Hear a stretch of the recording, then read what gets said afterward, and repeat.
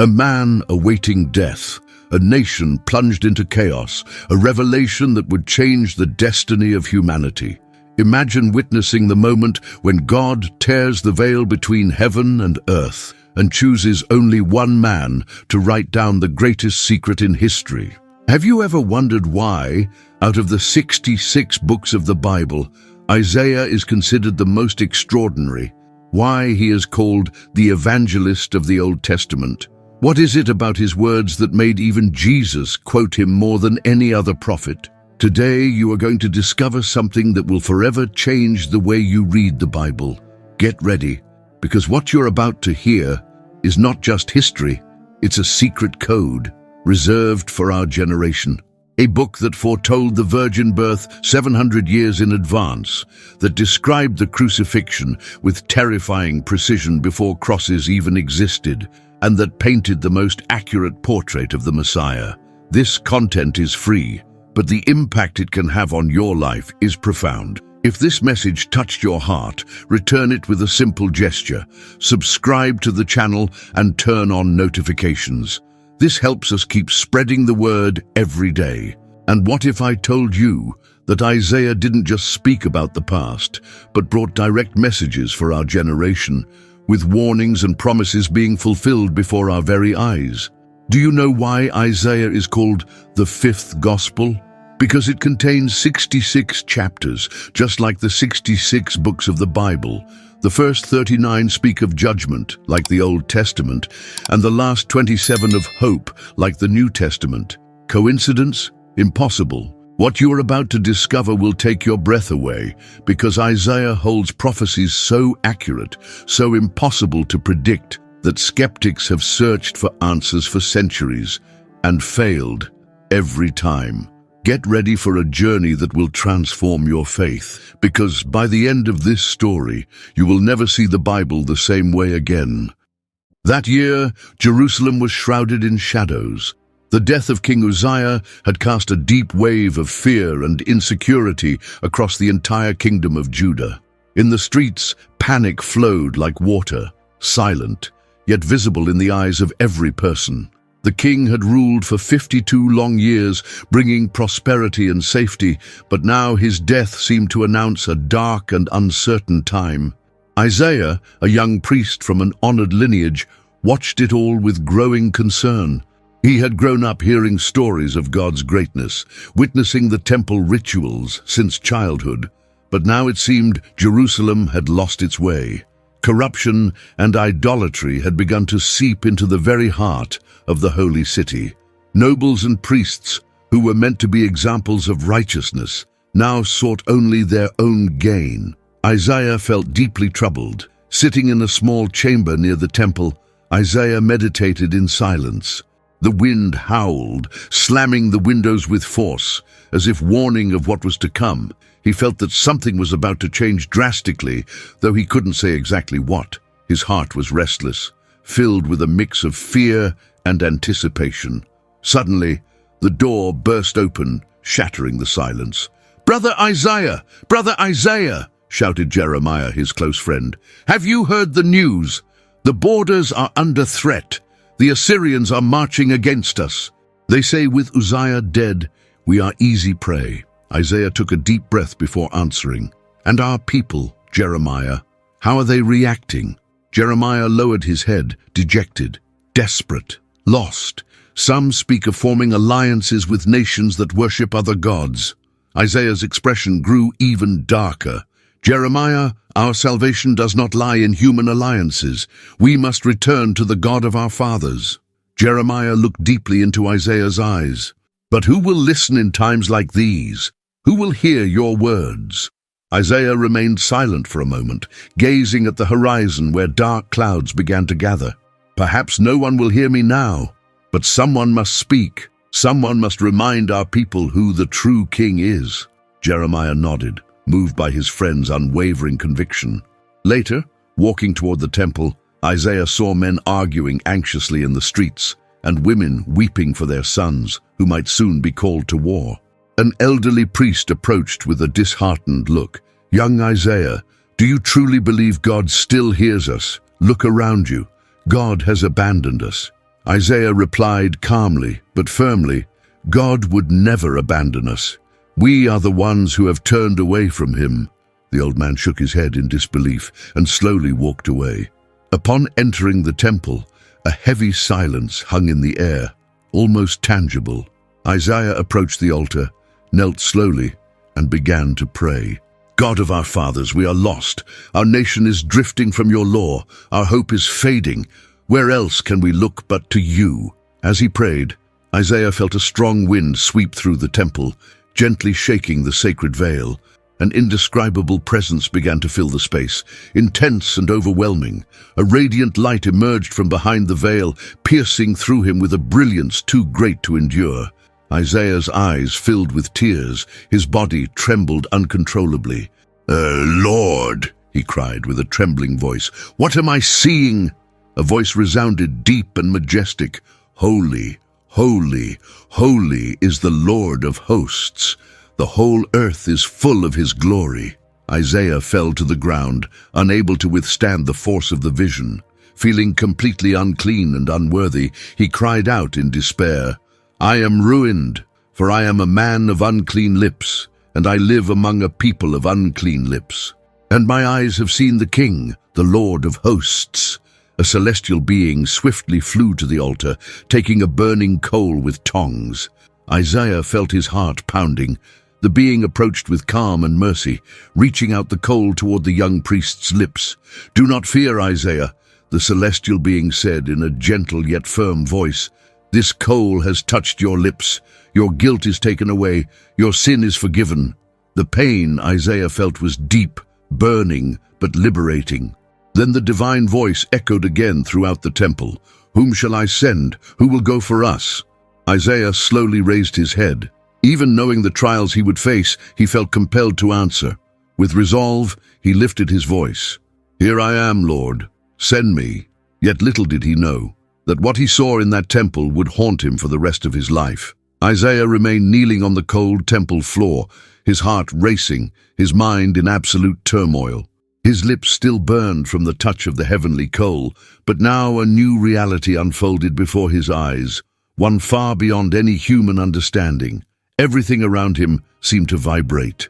The ground, the walls, even the air itself pulsed with an indescribable force.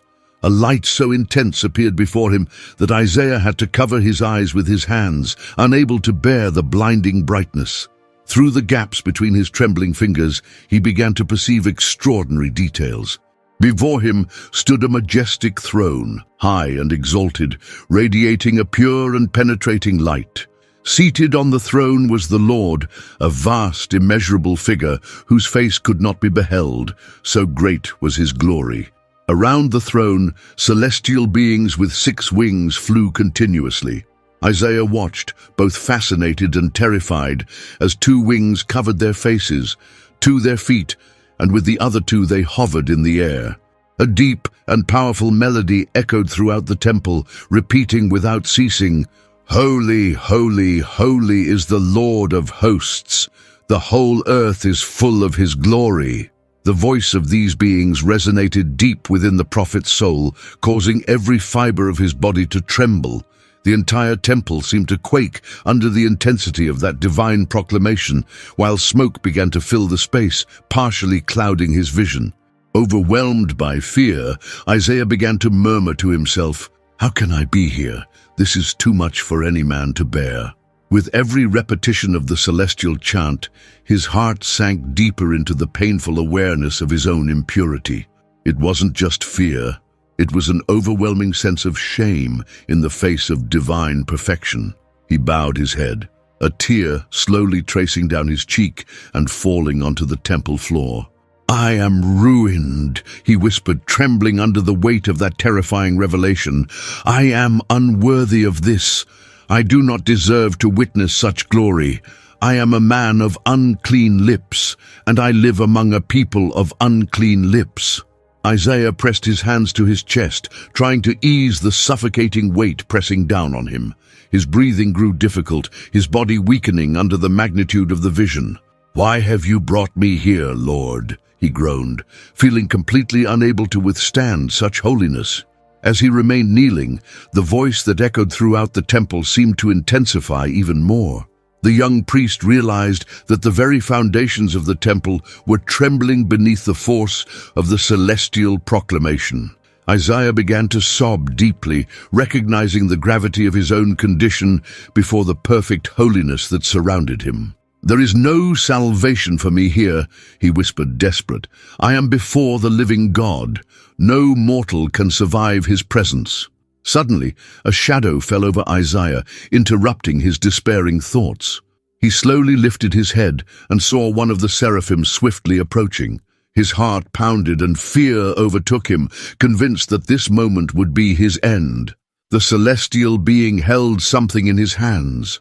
Isaiah tried to identify it, and his heart nearly stopped when he realized what it was: a burning coal taken directly from the heavenly altar. The searing glow of the ember seemed to light up the entire temple, casting dancing shadows on the smoke-filled walls. The celestial being came closer, his piercing eyes fixed on the trembling prophet. "No, Lord, I cannot bear this," Isaiah pleaded, trying in vain to retreat.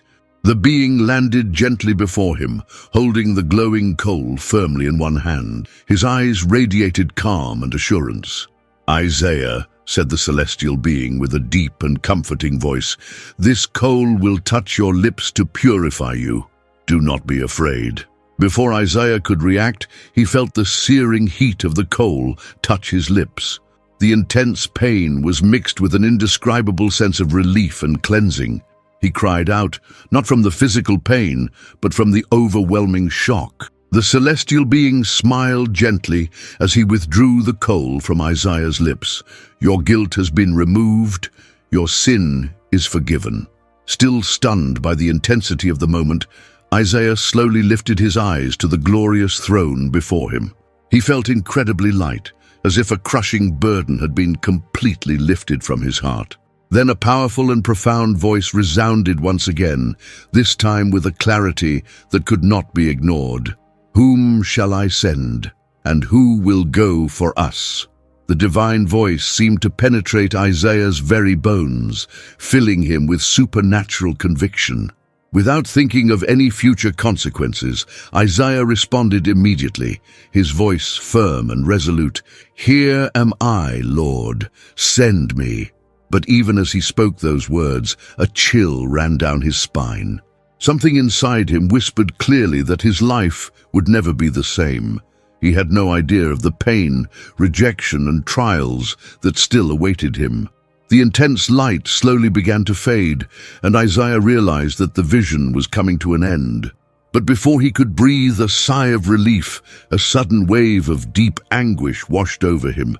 Something was still hidden, something he would have to carry for a long time. Just when he thought the experience was over, a new and terrifying image began to form slowly before his eyes. And when Isaiah thought he would die, something completely unexpected happened. The heat still burned on Isaiah's lips. Even after the celestial being had withdrawn with the burning coal, the sensation of fire remained, pulsing intensely. It was a pain mixed with a strange sense of relief, as if, with every passing second, something impure was being torn from within him. Isaiah remained kneeling, eyes closed, breathing heavily. His body trembled. His hands, resting on the cold temple floor, could barely support his weight. It was as if he stood between life and death, between the human and the divine. A soft, yet firm voice broke the silence. "Rise, Isaiah." He opened his eyes with effort. Before him, still hovering in the air, was the seraph who had touched his lips. The light surrounding him was less blinding now, but the glory of the place remained undeniable. "Your guilt has been removed," the celestial being repeated. "Your sin has been forgiven."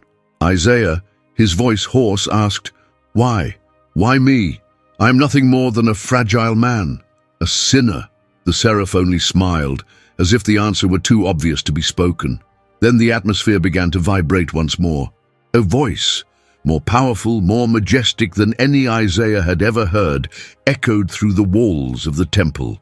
"Whom shall I send, and who will go for us?" Isaiah felt his heart stop for a moment. The question seemed to float in the air, awaiting a response, as if the universe itself waited on the decision of a single man. He looked around, as if searching for someone else who might take on such a responsibility. But the temple was empty, save for the celestial beings and the overwhelming presence of God. I am here!"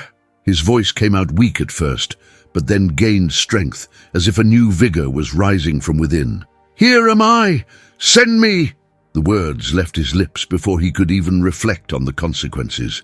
It was an impulse, a deep inner certainty, a response not born of the mind, but of the soul. For a brief moment, silence fell. Not even the seraphim sang. Only the sound of Isaiah's heavy breathing filled the air.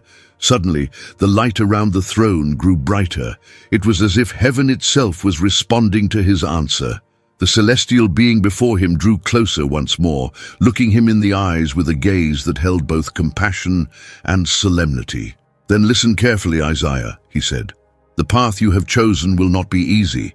Your words will be like hammers breaking stone, but they will strike hearts of stone. You will speak to the people, but they will shut their ears. You will prophesy, but they will not believe." Isaiah furrowed his brow, confused. "Lord, how long will this go on? Until when will they not listen?" The answer came like thunder, rumbling through the temple walls. "Until the cities lie ruined and without inhabitant, until the houses are deserted and the fields desolate, until the Lord drives the people far away, and the land is left utterly forsaken." Isaiah's blood ran cold. His hands began to tremble again. He sensed that the mission was far greater, far heavier than he had ever imagined. The celestial being then made a gesture toward him. "But Isaiah, even in the midst of destruction, a remnant will remain, a stump, a holy seed will survive." Isaiah took a deep breath, trying to absorb it all. He felt small, powerless, yet at the same time a new fire began to burn in his chest. A fire that no rejection, no pain, and no future suffering could extinguish. Still on his knees, he closed his eyes for a moment, preparing himself spiritually for what was to come. When he opened his eyes again, the temple seemed to have returned to normal. There was no more smoke, no visible seraphim, no radiant light. But Isaiah knew his life would never be the same. He stood slowly, looking toward the altar with a mixture of awe and reverence. As he stepped out of the temple, the first rays of sunlight pierced through the clouds, as if the heavens were whispering to him, "This is only the beginning." Isaiah took a few steps outside and, looking toward the city, saw the people going about their routines, completely unaware of the supernatural experience he had just lived. Jeremiah, his friend, spotted him from afar and ran to him. "Isaiah, where were you? You look different." Isaiah, his eyes still glowing with emotion, simply smiled, took a deep breath and replied, "Jeremiah, I believe God has given me a mission." Jeremiah stared at him, startled. "What kind of mission?" Isaiah looked to the horizon, his expression serious. "A mission that will hurt more than I can imagine," he answered without hesitation, unaware of just how painful his mission would truly be. Before we continue, we ask for your support. Subscribe to the channel and leave a like to help us keep bringing deep Bible stories like Isaiah's to more and more hearts. Now, let's continue with the journey of this prophet who saw the future through eyes of faith. Isaiah walked slowly through the streets of Jerusalem, feeling the weight of the mission he had just received. Each step seemed to carry the echo of the divine voice still ringing in his mind. "Go and tell this people." But what God had said afterward left the young prophet with a heavy heart. "Jeremiah," said Isaiah, calling out to his friend as he approached a small square where some men were arguing about politics and war. "I need to tell you something." Jeremiah turned quickly. "You're still not yourself, Isaiah. Ever since that morning in the temple, your eyes have changed. What happened?" Isaiah took a deep breath, as if drawing courage from the depths of his soul. "God called me, but..." He hesitated for a moment. "He also revealed to me that the people will not listen to me." "What do you mean?" asked Jeremiah, frowning. God said they will have ears, but not hear, eyes, but not see. Their hearts will become hardened. Jeremiah fell silent for a few seconds, as if trying to process what he had just heard. So, you're saying God is sending you to preach, already knowing that no one will listen? Exactly, Isaiah replied, his gaze sorrowful. My mission is to proclaim, Jeremiah, even if no one wants to hear. His friend ran a hand through his hair, confused. That makes no sense, Isaiah. Why would God do that? Isaiah sighed deeply. Because even in the midst of rejection, there is a greater purpose. A remnant will be saved. A holy seed will remain. The two walked in silence until they reached the entrance of the marketplace. There, Isaiah saw a group of religious leaders, the same ones he had seen many times in the temple. Approaching cautiously, Isaiah raised his voice. O people of Jerusalem, thus says the Lord, listen closely, but do not understand. Look clearly, but do not perceive. Some men stopped to listen. Others simply shook their heads, laughing with disdain. Another prophet with words of doom, one of them muttered. We don't need prophets, we need soldiers, shouted another. Isaiah, his gaze fixed and full of determination, continued, Harden the hearts of this people, O Lord. Shut their ears, blind their eyes, until the cities lie in ruins, until the fields are laid waste. Silence fell over the square for a few seconds, but soon laughter and insults began again. Go away, Isaiah, shouted an elderly man. We don't need your threats. Jeremiah approached his friend, grabbing him by the arm. Let's go, Isaiah. They're not ready to listen. As they walked away, Isaiah suddenly stopped and looked back. Something inside him told him that this initial rejection was only the beginning of a long and painful road. That night, back in his small home, Isaiah knelt and prayed, Lord, how long? How long will I preach and not be heard? How long will I watch my people drift further and further from you? The answer came as a deep whisper in his mind. Until the land is devastated, until chaos covers the cities, until only a burned stump remains. But from that stump, life will rise again. Isaiah slowly opened his eyes, feeling a mix of fear and hope. Days later, the news began to arrive. Enemy troops advancing, hunger, injustice rising in the streets. The words Isaiah had prophesied were beginning to come true before his very eyes. And still, the people remained indifferent. One morning, while passing through the marketplace, Isaiah heard a group of women weeping. Another village was destroyed, one of them lamented. Isaiah clenched his fists.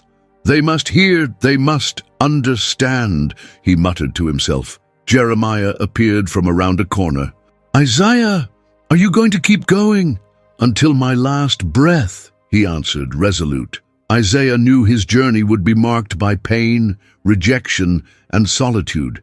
But something inside him told him that God's purpose was greater than he could possibly understand at that moment. But the greatest revelation of all was still to come. Days in Jerusalem had become more tense. Each morning brought bad news, battles lost, failed political alliances, hunger in nearby villages. Isaiah walked the streets, observing the weary faces of his people. He knew his mission was to proclaim, even if no one listened, but that didn't lessen the weight in his heart. One cloudy afternoon, Isaiah was summoned to the royal palace.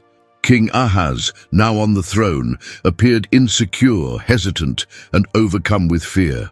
The threat of invasion from the kingdoms of Israel and Syria had driven the monarch into panic. Upon entering the throne room, Isaiah immediately sensed the tension. Armed guards, murmuring advisors, pale faces filled with worry. Isaiah! The king called out in desperation. What does your God say about all of this? We're surrounded by enemies. My heart is consumed by fear. Isaiah took a deep breath. He closed his eyes for a brief moment, drawing strength. Then he stepped closer to the king. Hear me, O house of David. Do not fear the two smoldering stubs of firewood. Those kings of Syria and Israel, he began with a firm voice. King Ahaz looked at him anxious. But how can I not be afraid? They are already at our gates. Isaiah remained unmoved. God will give you a sign, something that will prove he is still in control. He paused briefly and looked straight into the king's eyes. "Behold, the virgin shall conceive and bear a son, and shall call his name Emmanuel." A heavy silence fell over the room. "What?" asked Ahaz, visibly confused. "A virgin conceiving? That's impossible." The advisors around him began to murmur, exchanging doubtful glances. "This makes no sense," whispered one. "Isaiah, you speak in riddles," said another, irritated. Jeremiah, who had accompanied Isaiah to the palace, stepped closer and whispered, "Isaiah, are you sure of what you heard?" Isaiah nodded firmly. "Absolutely." While the men in the room questioned, laughed, and mocked the prophecy, Isaiah stood still. His gaze was fixed on something far beyond human understanding. "Emmanuel," he repeated softly, almost like a prayer. As they left the palace, Jeremiah walked beside Isaiah, still stunned. "A virgin? How can that happen?" Isaiah stopped and turned to his friend. "I don't know, Jeremiah. I don't understand how. But I know this is what God revealed, and I know that one day that child will be born." "But the people," Jeremiah insisted, "they hardly believe what you already say. How can they possibly accept something like this?" Isaiah looked up at the sky, now covered in gray clouds. "I don't understand it all either, my friend, but I know I must speak." In the days that followed, the news of the prophecy spread quickly. Wherever he went, Isaiah heard the comments. "A son from a virgin. Madness," some said. "Now the prophet is truly delusional," others mocked. There were laughs, sarcasm, even direct insults. One morning, as he walked toward the temple, Isaiah was approached by a group of young men. "Hey, prophet," one of them shouted, "when's your Emmanuel coming? We get it. You love metaphors, right?" Isaiah stopped, looking at them calmly. "Laugh today, mock now, but the words of the Lord do not fail." The group burst into laughter as they walked away. Back in his home, Isaiah knelt again, as he had done so many times before. "Lord, why do you show me things my mind cannot grasp? Why do you make me proclaim a sign so mysterious?" The silence of the night was his only answer. And then, as he sat there with eyes closed and a heavy heart, Isaiah had another brief vision. A woman bathed in light, her belly growing, and a child in her arms. "Emmanuel," he whispered, tears streaming down his face. The image vanished as quickly as it had appeared. Isaiah remained motionless, struggling to breathe. "This defies all human logic," he whispered as tears continued to fall. Isaiah realized that what he had seen defied all human logic. The weeks following the revelation of the sign of Emmanuel were even more challenging for Isaiah. Tension in Jerusalem was rising like a storm about to break. Enemies surrounded the borders, and fear had taken hold of everyone. Even so, Isaiah rose every morning with the same conviction: to deliver the message of hope that God had entrusted to him. On a cold morning, Isaiah stood in the central square of the city. There, merchants were setting up their stalls, and citizens wandered about, discussing the latest military threats. Isaiah raised his voice with conviction. "Hear me, people of Judah. Do not let fear consume you. The Lord himself will give you a sign. The virgin shall conceive and bear a son, and he shall be called Emmanuel, God with us." Some people stopped to listen. Others simply walked on, shaking their heads in disapproval. From the crowd, a man shouted mockingly, "Ah, the dreaming prophet returns with his messages of doom and impossible promises." Another man, with a bitter expression, added, "Emmanuel, what kind of God allows such suffering to fall upon us?" Isaiah, undeterred, continued, "Even in the midst of despair, there is hope. This child will be a sign that God has not abandoned us. Even when there is silence, even when everything around us screams defeat, God is with us." Jeremiah, always nearby, came closer and whispered, "Isaiah, don't you see that the more you speak, the more hatred you stir? They look at you with contempt." Isaiah closed his eyes briefly. "I know, Jeremiah, but if God told me to speak, I will speak. Even if no one believes, his word does not return empty." That night, Isaiah gathered his family at home. With his wife and children around him, he spoke with emotion thick in his voice. "My children, I know many laugh at me. They say I'm mad, but I want you to know I believe every word the Lord has given me. One day, this child, this Emmanuel, will be born, and he will change everything." His wife, always quiet, gently touched his hand. "I believe you, my love." Isaiah smiled, his eyes brimming with tears. Days later, a group of religious leaders came looking for Isaiah at the temple. Their faces were stern, almost hostile. "Isaiah," said the eldest among them, "we can't allow you to keep spreading false hope among the people. We are already suffering enough." "These words are not mine," Isaiah replied firmly. "They are from the Lord of hosts. If he sent me to proclaim hope, that is what I will do." The man snorted in anger. "Then may your God protect you, because the people are tired of empty promises." As the leaders walked away, Isaiah remained there, alone in the temple, his eyes fixed on the altar. "Lord, I am tired. My heart aches, but I will not back down." That night, Isaiah had a brief dream. In the dream, he saw a small boy running among the olive trees with a peaceful smile and a serenity that seemed to wrap around everything. "Emmanuel," he whispered as he awoke, his face wet with tears. But even in that image of hope, Isaiah sensed that there was something greater, something still hidden from his understanding. The sign of the Virgin was only the beginning, but it was only a sign. The greatest mystery remained hidden. The days dragged on, and Jerusalem remained submerged in uncertainty.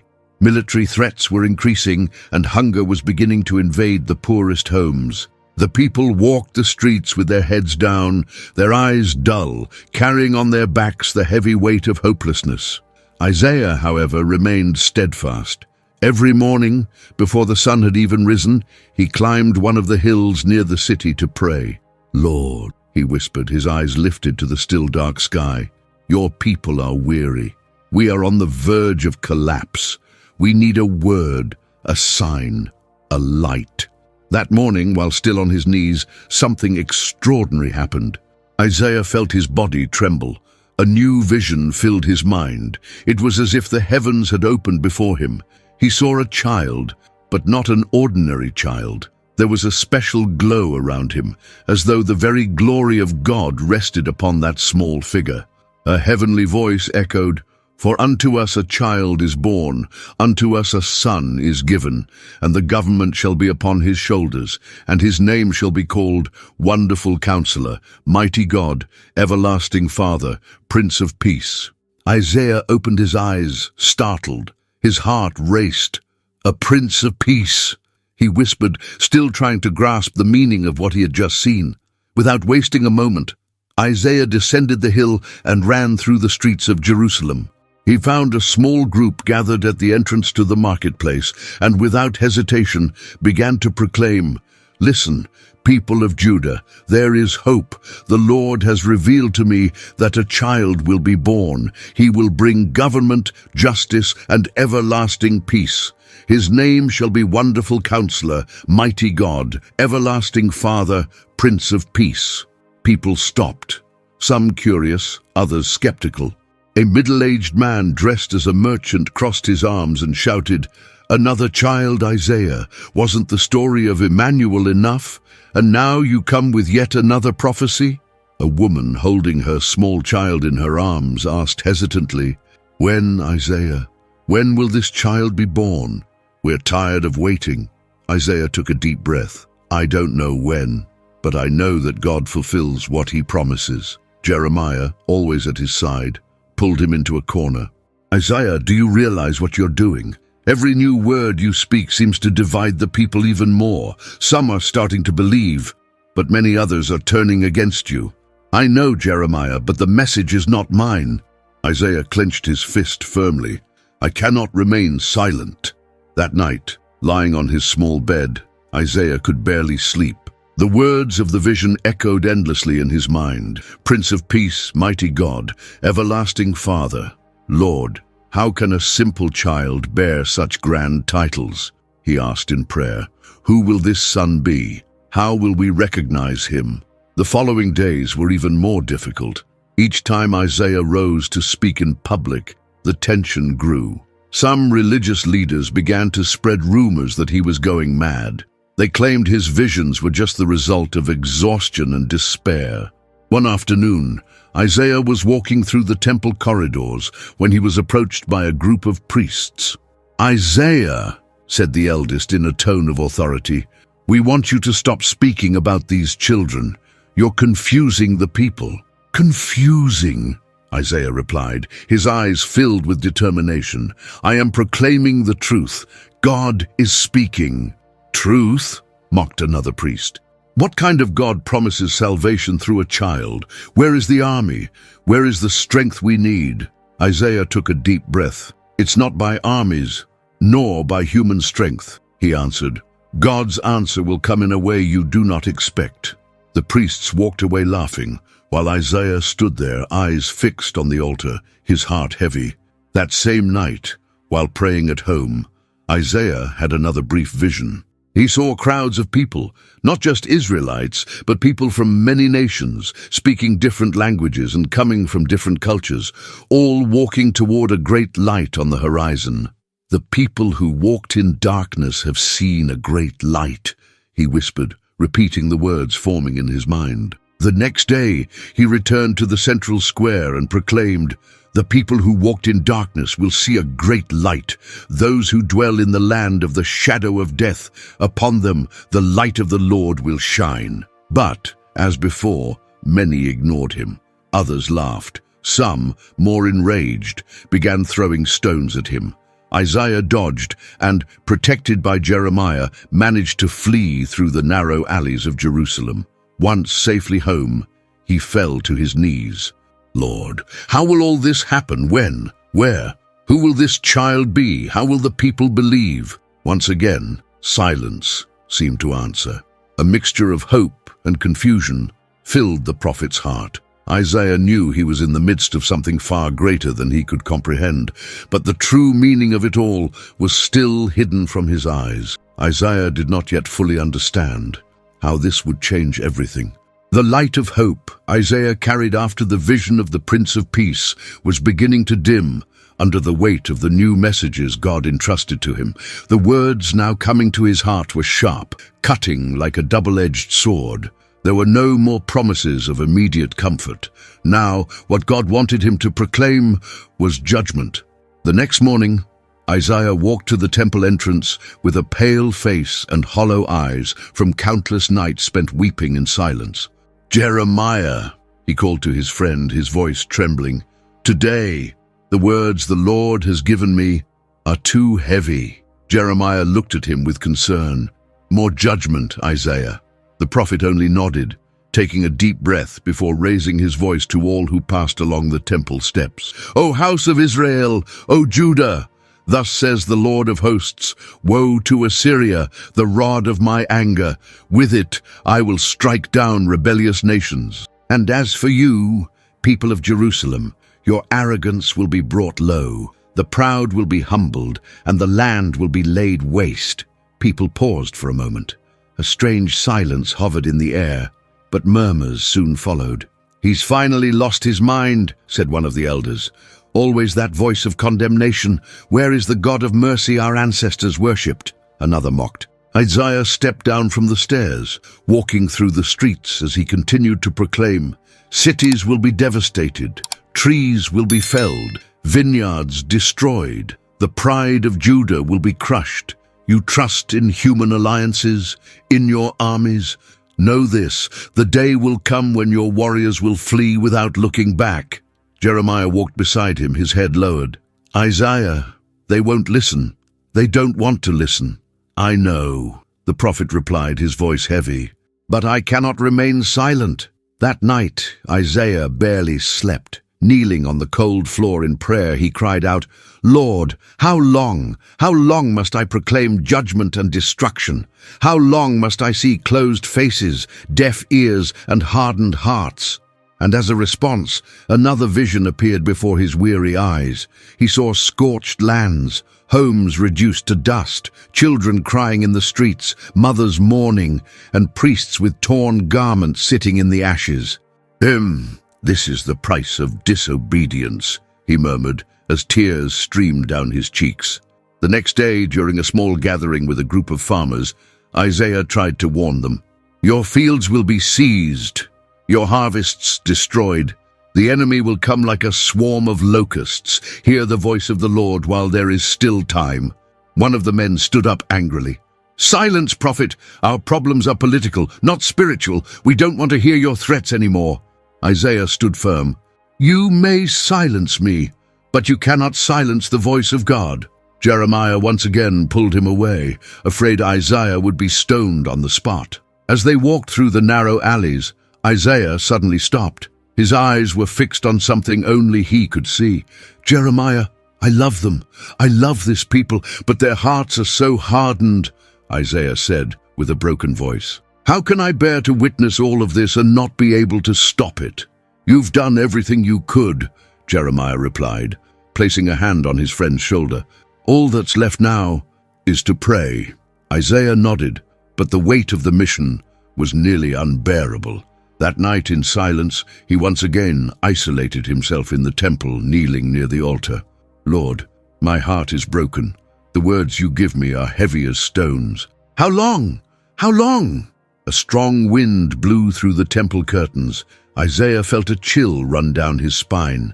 God had shown him the consequences of disobedience, but the prophet sensed that the suffering to come would not be the people's alone. He himself would still face pain he could not yet imagine.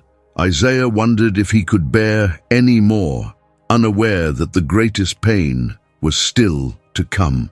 Weeks passed, and Isaiah's heart remained in constant conflict. The weight of the prophecies of judgment still consumed him, but in the midst of the pain, a new vision began to emerge during his early morning prayers. It was a cold morning. The wind cut through the streets of Jerusalem as Isaiah once again climbed the hill where he often sought answers.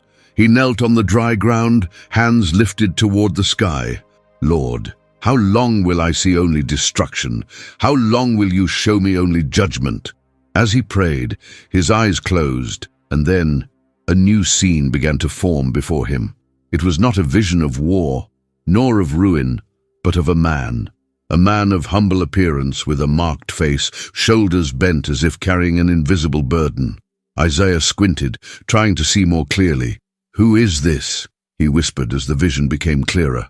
A soft, yet firm voice echoed in his mind. "Here is my servant whom I uphold, my chosen one in whom my soul delights. I will put my spirit upon him, and he will bring justice to the nations." Isaiah opened his eyes, breathing rapidly. Sweat dripped from his forehead despite the morning chill. "A servant?" he murmured, rising slowly. "Who is this man?" That very day, as he walked through the narrow streets of the city, Isaiah passed familiar faces. Some looked at him with disdain, others with pity. He knew his reputation among the people was increasingly damaged, but in that moment, none of it mattered. His mind was completely consumed by the image of the servant. Upon meeting Jeremiah again, Isaiah decided to share what he had seen. "Jeremiah, I had another vision." "Another one?" his friend asked with a worried look. "Yes, but this time it was different. It wasn't about war or judgment. It was about a man, a servant." Jeremiah frowned. "A servant? Who?" "I don't know." Isaiah shook his head, clearly confused, but he was special. There was something divine about him, and at the same time, such deep humility. And what was he doing? Isaiah took a deep breath. He brought justice, but without shouting, without raising his voice in the streets. He didn't break a bruised reed nor snuff out a smoldering wick. He carried suffering, as if it were his own. Jeremiah was silent for a moment, taking in every word. "Isaiah, do you think this man is already among us?" "I don't know," the prophet replied, looking toward the horizon. "But I feel his mission will be greater than anything I've ever declared."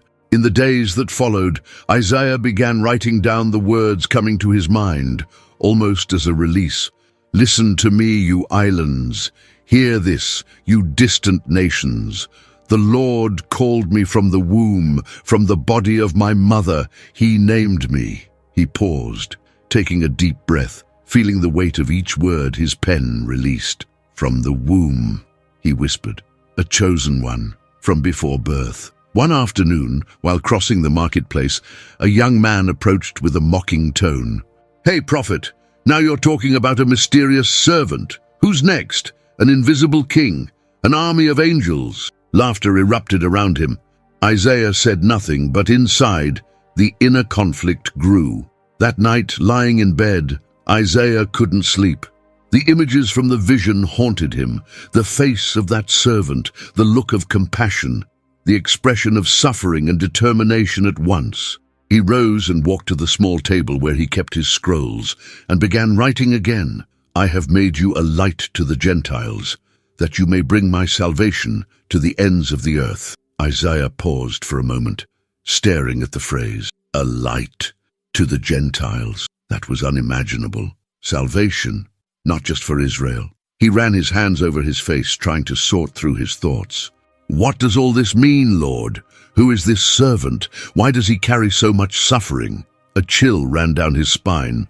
For the first time, Isaiah had the impression that the story being revealed to him went far beyond his understanding. Isaiah was on the verge of discovering something that would change everything he believed. Little by little, Isaiah's words about the servant began to echo more loudly through the streets of Jerusalem. But instead of bringing comfort, they stirred confusion, irritation, and above all, rejection. On a cloudy morning, Isaiah stood at one of the busiest street corners in the city. His voice rang firm, yet heavy with sorrow. "Listen, O house of Israel, the Lord has revealed his servant, a man of sorrows, acquainted with suffering, despised and rejected by men." Passers-by stopped for a moment. Some looked with disdain, others with indifference. "There he goes again," muttered a merchant. "Always speaking of suffering. Who wants to hear about that? We want to hear about victory, about salvation, not about pain." Isaiah continued, ignoring the piercing gazes around him. "The servant will offer his back to those who strike him, and his cheeks to those who pull out his beard. He will not hide his face from insults or spit. He will be humiliated, yet he will not open his mouth to defend himself." Suddenly, a stone flew and hit the ground just beside his feet. "Enough, Isaiah," shouted a man with hatred in his eyes. "I'm done with your words of doom." Other voices joined in. "Shut up, prophet of sorrow. Why would God choose a weak man to be his servant? We want a liberator, a warrior." Isaiah felt his chest tighten. Even surrounded by the crowd, the weight of solitude pressed heavier than ever before. Later that afternoon, as he returned home, Isaiah was met with something that hurt even deeper. His own cousin Eliab, whom he had grown up with and shared many memories, was waiting for him at the door.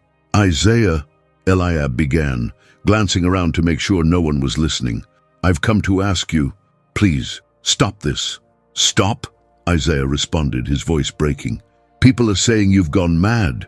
No one wants to do business with our family anymore. My daughters are being avoided by their friends.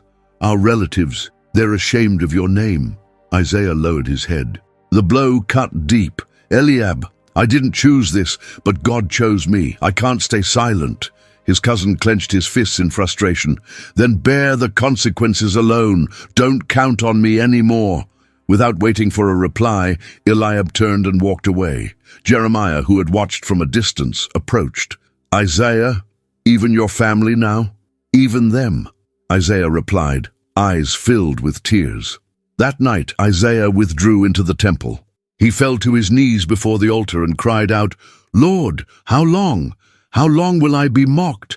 How long will I be rejected by those I love?" As he wept, a new vision began to take shape. This time, the servant was even clearer. Isaiah saw the gentle-eyed man being shoved, beaten, spat upon. The servant remained silent, enduring every blow without retaliation.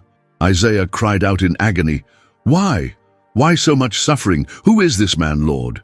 But the vision did not end there. Isaiah's gaze was drawn to a detail he hadn't noticed before.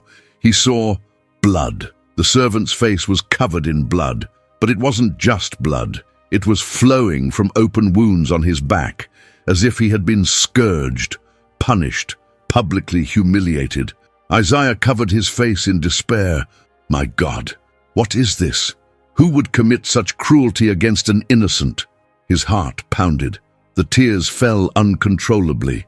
And there, alone and rejected on the temple floor, the prophet understood that the pain he carried was only a faint shadow of the pain that this servant would endure.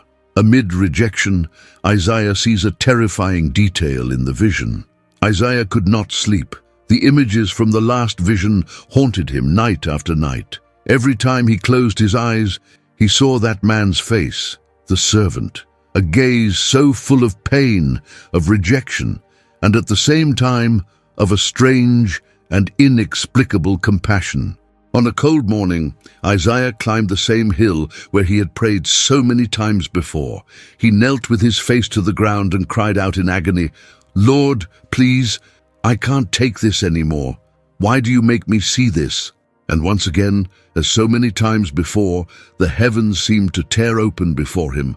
The vision came, strong and relentless. Isaiah saw the servant, now in greater detail than ever before. The man walked slowly down a narrow street, surrounded by people who looked at him with disdain. Some spat on the ground as he passed. Others shook their heads in disapproval. An inner voice began to narrate in Isaiah's mind, as if God himself were dictating the words. He was despised and rejected by men, a man of sorrows, acquainted with suffering. Isaiah gasped for breath. He saw the servant being pushed, dragged, beaten without mercy. His face was swollen, covered in bruises. His eyes, barely open from so many blows, still conveyed love. How can he look like that?" Isaiah murmured, tears falling uncontrollably. And the voice continued, "Like one from whom men hide their faces. He was despised, and we esteemed him not." Isaiah collapsed to his knees, his whole body trembling. The pain he saw was so real, so intense, it felt as if it pierced his own flesh. Suddenly, the scene shifted. Now the servant was being scourged. Isaiah saw his back, torn, lacerated, bleeding with every lash. "No," cried the prophet, "this is too much, I can't bear it." But the vision continued. The whips fell hard, the skin ripped in strips, blood flowed, mixing with the dust of the road. And yet, the servant did not complain. He did not fight. He did not resist. Why does he accept this?" Isaiah murmured between sobs. And then, as if God himself answered, the sacred voice continued, "Surely he took up our pain and bore our suffering, yet we considered him punished by God, stricken by him, and afflicted." Isaiah, overwhelmed, shook his head, trying to cast out the image, but it remained, unshakable, cruel, real. The vision continued. Now the servant was being led somewhere. Isaiah couldn't see exactly where, but he could hear the sounds of shouting, of mockery, and the distant weeping of women. But he was pierced for our transgressions. He was crushed for our iniquities. The voice continued. Isaiah felt his strength leave him. His legs gave way, and he collapsed completely to the ground. "Crushed," he whispered, "because of our guilt, our sins." The weight of the revelation was suffocating. Then the final scene of that vision struck him like a blow to the chest. The servant, lying still, his body covered in wounds, eyes closed, lifeless. Isaiah covered his face with his hands and screamed in despair, "Lord, I can't take it anymore. Don't show me anymore. It's too much for me." The wind blew fiercely over the hill. Dry leaves swirled around the prophet lying prostrate. He remained there, motionless, weeping. Jeremiah, who had been searching for him since morning, finally found him. "Isaiah, what happened? Are you all right?" Isaiah lifted his eyes, red, broken, his voice weak, full of desperation. "No, Jeremiah, I'm not. What I saw, what God showed me, I feel I can't bear it anymore." Jeremiah helped him to his feet, but Isaiah knew what he had just witnessed was only the beginning of a far greater suffering. He felt he could endure no more, not knowing this was only the beginning. Isaiah could barely lift himself from the ground after the vision of the wounded and humiliated servant. The images were still etched into his mind with terrifying clarity. The words he had heard echoed like a silent thunder in his heart. Even as he walked home, his legs felt like lead. Each step was dragged forward, as if the weight of all the pain he had witnessed rested upon his shoulders. Jeremiah walked closely behind, watching with deep concern. "Isaiah," he said, gently placing a hand on his shoulder, "ever since that vision, you barely speak, barely sleep. What did you see?" Isaiah stopped, took a deep breath, and replied in a low voice, "Jeremiah, something I can't even explain. It's as if heaven itself wept, as if the judgment I always proclaimed wasn't falling on the guilty, but on someone innocent." That night, Isaiah locked himself in his writing room. He took up his scroll, his inkwell, and began to write, his hands trembling as he poured out what his soul could no longer contain. The words flowed like a river, painful and inevitable. "But he was pierced for our transgressions. He was crushed for our iniquities. The punishment that brought us peace was upon him, and by his wounds we are healed." Isaiah paused. The tears fell unnoticed. The inkwell slipped from his hand, staining the parchment. He took a deep breath, trying to control his emotions. "Pierced," he whispered, "but 'tis how?" He placed a hand over his heart, feeling it tighten. The images returned with force. The servant now bound to something. Isaiah looked closer. Wood, arms stretched out, hands and feet pierced by something he had never seen before. What is this?" he whispered, struggling to comprehend. It was a form of execution Isaiah had never known. No records of such a method existed in his time. It was something cruel, slow, prolonged suffering. The vision continued. The servant hung there, lifeless, his body covered in blood, people around him laughing, mocking, pointing fingers. He was oppressed and afflicted, yet he did not open his mouth. Like a lamb led to the slaughter, and as a sheep before its shearers is silent, so he did not open his mouth. The words came as if God himself whispered them to his heart. Isaiah dropped the quill and covered his face with both hands. "Why, Lord? Why does this man endure all of this without complaint? Why doesn't he defend himself?" he cried in despair. He recalled the trials he had seen in Jerusalem, men screaming, struggling for their lives before the judges. But the servant, he remained silent. How can someone be condemned unjustly and still accept it? The questions pounded in the prophet's mind. In another quick vision, Isaiah saw the servant's body being taken down from that wooden structure. A man gently wrapped him in a cloth, carried him to a new tomb carved into rock. He was assigned a grave with the wicked and with the rich in his death. Isaiah murmured, shocked by the accuracy of the images. The tears returned, now heavier. "It makes no sense!" he shouted, rising abruptly and knocking over scrolls and inkwells. "Why an innocent man? Why must someone so pure suffer like this?" Jeremiah, hearing the shouting, rushed into the room. "Isaiah, what's happening?" Isaiah, with bloodshot eyes and ink-stained cheeks, answered between sobs, "I saw it. I saw every detail. The suffering, the beatings, the nails, the humiliation, the death." Jeremiah remained silent for a moment, stunned. "But why?" he finally asked. Isaiah looked at his friend, his eyes filled with pain and awe.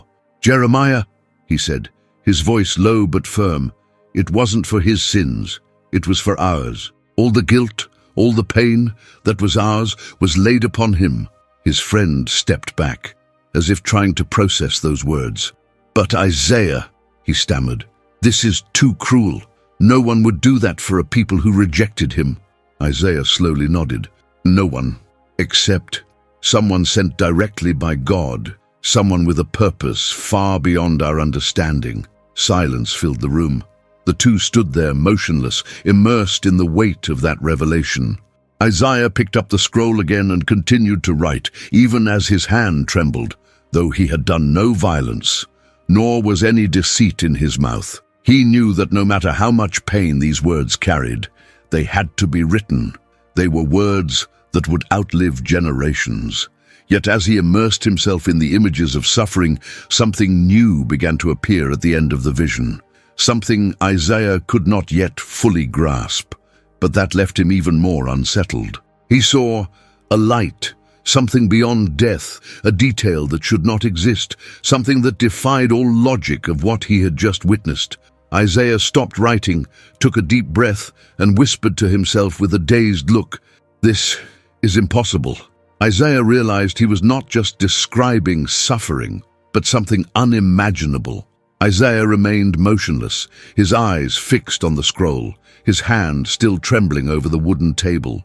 The images of the servant's suffering, humiliation, and death were far too vivid in his memory, as if he had been present in every moment, feeling every blow, every tear, every muffled groan. But now, something new, something that defied all human logic, began to take shape in his mind. As he tried to finish writing the final lines about the servant's death, a sudden light invaded his vision. It was no ordinary light. It was intense, almost blinding. Isaiah instinctively closed his eyes, yet the scene unfolding before him remained clear, astonishingly clear. He saw the same servant, now alive. "No, this can't be," he whispered, his voice choked. Isaiah opened his eyes wide, as if to erase the vision, but when he closed them again, the image persisted. The servant, the one he had just seen beaten, pierced, dead, was now standing. His face was serene, his eyes full of life. The scars of suffering were still there, but something else had taken their place. Something Isaiah couldn't name, but it made him tremble. A soft voice, like a divine whisper, echoed within him. After the anguish of his soul, he will see the light and be satisfied. Isaiah felt the ground shift beneath his feet. Light? Satisfied? After such suffering? He murmured, covering his face with his hands, trying to contain the storm of emotions. He abruptly rose from the table and began pacing the room. "This is impossible," he repeated. "No one returns from death. No one—" The sound of the door opening interrupted his thoughts. Jeremiah entered, out of breath. "Isaiah! Rumors are spreading. People are gathering, demanding that you stop speaking. They say your words are disturbing everyone." Isaiah, eyes fixed on the floor, responded in a low voice. "Jeremiah, what I've just seen, even I can barely believe it." "What?" Jeremiah stepped closer. Isaiah took a deep breath, as if struggling to organize his thoughts. "I saw life after death. I saw the servant, the one who was crushed, pierced. I saw him standing alive, as if death itself had been defeated." Jeremiah stepped back, startled. "Isaiah, that's impossible." "I know," the prophet replied, tears falling slowly. "But I saw it with these eyes." Isaiah walked to his table, picked up the scroll, and with still trembling hands began to write once more. "And it pleased the Lord to crush him, causing him to suffer. And when he makes his soul an offering for sin, he will see his offspring. He will prolong his days, and the will of the Lord will prosper in his hand." He paused for a moment, reflecting on every word he was writing. "He will prolong his days," he repeated, trying to understand. "Does that mean he will live even after being crushed?" Jeremiah, still in shock, sat down beside him. "Isaiah, do you realize what you're saying? You're writing that a man, a real man, will die and then live again." Isaiah nodded slowly. "That's exactly it. And more." He looked at his friend, his eyes full of awe. "He won't just live again. He will see the reward for his suffering. He will witness the fruit of his sacrifice, as if death didn't have the final word over him." Silence filled the room. Isaiah knew that revealing this to the people would bring even more mockery, more rejection, more pain. Who would believe in a resurrection? Who would accept such an outrageous prophecy? He closed his eyes, took a deep breath, and, still on his knees, whispered a prayer. "Lord, I'm standing at the edge of something my mind cannot grasp. I need understanding. I need your strength." In that moment, As the wind blew gently through the half-open window, Isaiah felt a new conviction begin to grow in his heart. Something great, something too revolutionary to comprehend alone, was being written through his hands. Isaiah knew he was standing at the edge of something far too revolutionary to understand alone. The days in Jerusalem remained heavy, as if the very air carried the weight of Isaiah's prophecies. Each message he announced seemed to tear away a bit more of the people's hope. War, famine, judgment, suffering, everything was unfolding just as he had declared. Yet that morning, upon waking, Isaiah felt something different in his spirit. Sitting at the edge of his bed, he closed his eyes and prayed silently, "Lord, after all I have seen, after all I have heard, is there any hope?" And in that moment, a new vision began to take shape. Isaiah saw fields blooming where there had only been dry land. He saw children playing in the streets without fear. He saw men and women joyfully rebuilding the walls of Jerusalem. Laughter and songs echoed through the city. A gentle voice, almost like a whisper, filled the air. "The Spirit of the Sovereign Lord is upon me, because the Lord has anointed me to bring good news to the brokenhearted. He has sent me to bind up the brokenhearted, to proclaim liberty to the captives and release from darkness for the prisoners, to proclaim the year of the Lord's favor and the day of vengeance of our God, to comfort all who mourn." Isaiah opened his eyes suddenly, his heart pounding. "Hope," he whispered. Without wasting time, he rushed out of his house. He walked through the streets, crossed the city squares, until he reached the temple. There, with a firm and emotional voice, he began to proclaim, "O Jerusalem, O people of Judah, listen, a time of restoration is coming. It won't always be ashes and mourning. There will be comfort for those who weep. There will be freedom for the oppressed." The people, used to Isaiah's harsh messages, looked on in astonishment. Some drew closer, curious. "Isaiah," asked an elderly woman, "are you saying that after everything there is still hope?" Isaiah smiled, his eyes filled with tears. "Yes," he replied with conviction, "after the darkest night the sun rises again. God has not forgotten us." Jeremiah, always by his side, placed a hand on his friend's shoulder. "This is the message you've been waiting for, isn't it?" Isaiah nodded. "God showed me judgment, showed me suffering, but now he shows me redemption, a new beginning, a new chance for all of us." The following days were different. Isaiah was still rejected by some, but for the first time he saw attentive eyes, open hearts, people willing to hear about a better future. He began to record this new vision with special care, to bestow on those who mourn in Zion a crown instead of ashes, the oil of joy instead of mourning, a garment of praise instead of a spirit of despair. They will be called oaks of righteousness, a planting of the Lord for the display of his splendor.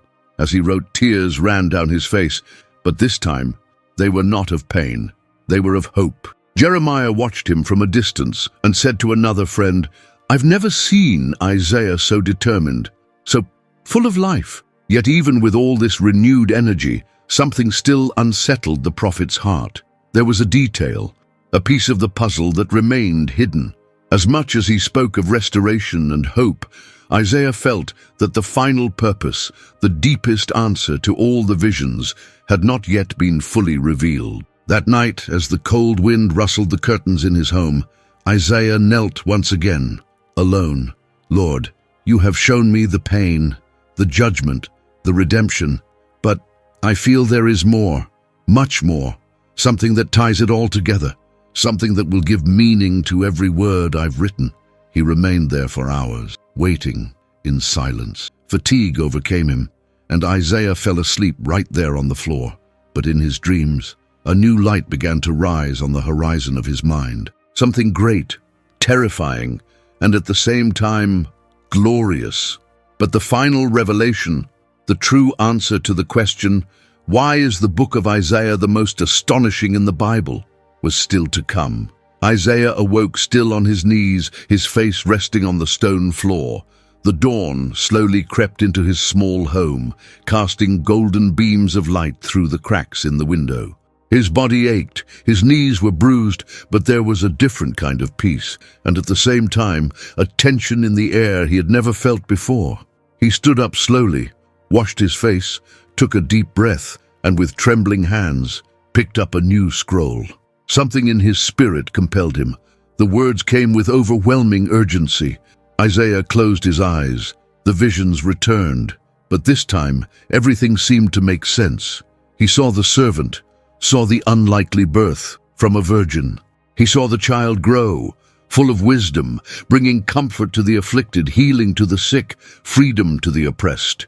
He also saw the scorn, the betrayal, the suffering, the death, and then life emerging where there had only been death. Isaiah opened his eyes, tears streaming down his face.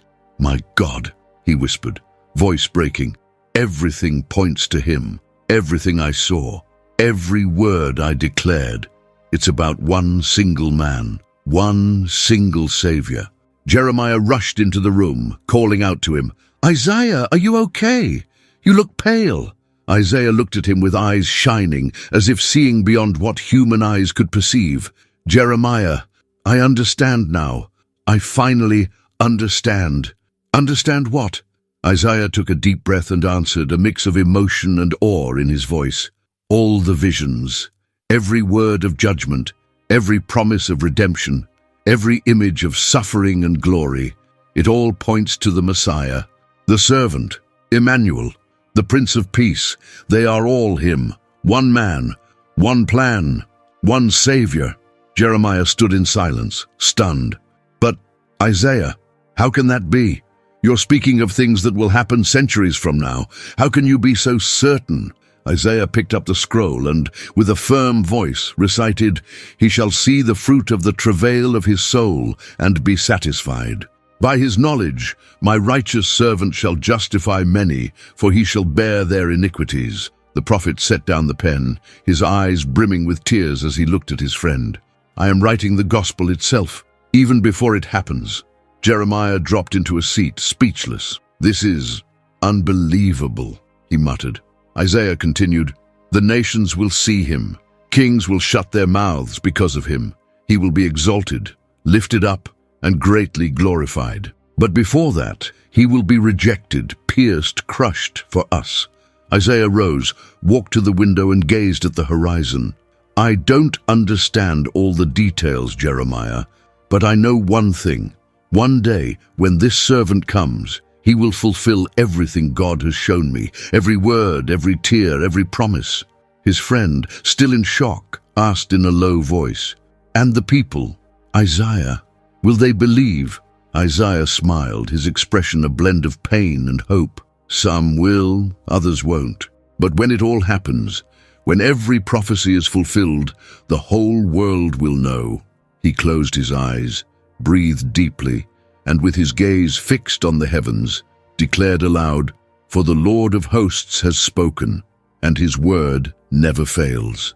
At that moment, a deep certainty filled Isaiah's heart. He had been chosen to record the greatest plan in the history of humanity, a plan that would only be fully understood centuries later, but which was beginning right there, in each line, in every prophecy flowing from his mouth. And now, as he finished writing, Isaiah set down the pen, took a deep breath, and smiled with tear-filled eyes. "And now, do you understand why the book of Isaiah is the most astonishing book in the Bible? The revelation might just shock you. When Isaiah finished his prophecies, he may not have fully grasped the magnitude of what he was leaving to the world. He was just a man, with his doubts, his fears, his tears, but also with a courage that few possess. A man who chose to obey, even when everyone around him rejected him. A man who, even without fully understanding, kept writing, kept speaking, kept prophesying. Today, when we look at the pages of the book of Isaiah, we don't see mere ancient texts or poetic words. We see a prophetic map, a timeline stretching across centuries, pointing directly to the coming of the Messiah, Jesus Christ. Every detail described, from the virgin birth to the brutal suffering, from rejection to resurrection, was fulfilled with a precision that defies all human logic. And what about the prophecies yet to be fulfilled? Isaiah also spoke of the second coming, the glorious return, a kingdom of eternal peace where there will be no more death, nor sorrow, nor crying, nor pain. Isaiah 25:8. Isaiah's words are an invitation, a call for you to choose to trust just as he did, even in the face of rejection, to proclaim hope even amid crisis, to believe in God's promises even when everything around you screams the opposite. If Isaiah, centuries before Christ, could see so clearly what we would only come to understand much later, imagine what God can still reveal to you today. And so, the question that echoes into our time is simple yet powerful. What about you?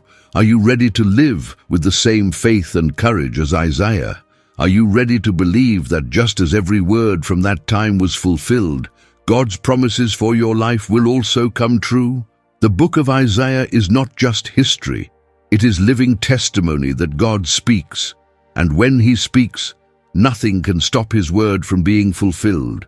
Rise, believe, proclaim, because the same God who called Isaiah is calling you today. If you enjoyed this story, 2 more videos featuring equally inspiring biblical characters will now appear on your screen. Click, watch, subscribe to the channel, and leave a like. May God speak to you, just as he spoke to Isaiah in the most unexpected moments.